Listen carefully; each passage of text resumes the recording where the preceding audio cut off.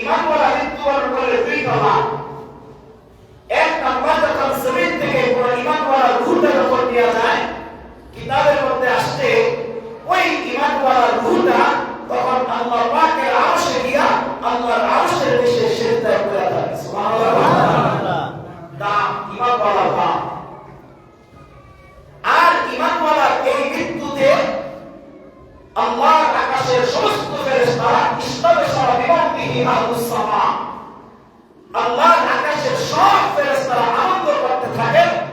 আল্লাহর আকাশের সব ফেরেশতারা এরকম ভাবে উৎসুক হয়ে থাকে, আর একজন আরেকজনকে বলতে থাকে আজ কেন এত আনন্দ, আজ কেন এত উৎসব। তখন একজন আরেকজনকে বলতে থাকে, এমনকি হাদিসে আসছে যে আল্লাহ গায়ব থেকে জানায় দেয়, শোনো শোনো, আজকে আমার প্রিয় এক বান্দা আসতেছে, যে বান্দা সারাটা জীবন এই সময়টা অপেক্ষা করছে, আমার বান্দা আসতেছে, সাক্ষী থাকো, তার রূহটা আমার আরশে সিজদা করবে, আর আমি আল্লাহ তাকে আমার বেহেশত দান করব। সুবহানাল্লাহ। হযরত জাবির ইবনে আব্দুল্লাহ বলেন, তখন ইমানওয়ালাকে কবরের মধ্যে দুলার মতো, নতুন দুলা আর দুলহানের মতো টাকাটা ঘুম পড়া দেওয়া।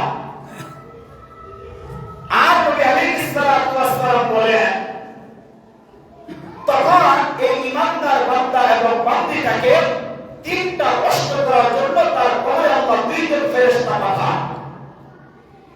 এই দুইজন ফেরেশতা এসে তাকে সওয়াল আর জবাব এরকম ভাবে নেওয়ার জন্য, করার জন্য তাকে যখন জাগ্রত করায়, তখন বান্দা চোখটা মেলা পশ্চিম আকাশে যখন বান্দা দৃষ্টিটা দেয়, আর দৃষ্টিটা দেওয়া দেখে যে পশ্চিম আকাশে সূর্যটা একেবারে হেলা গেছে, আর বান্দা তার চোখটাকে নড়তে নড়তে উঠে আর ডাইকা ডাইকা বলে, কে আমাকে এত তাড়াতাড়ি জাগাইলা, অল্প সময় ঘুমাইলা, আর আমাকে জাগাইছো।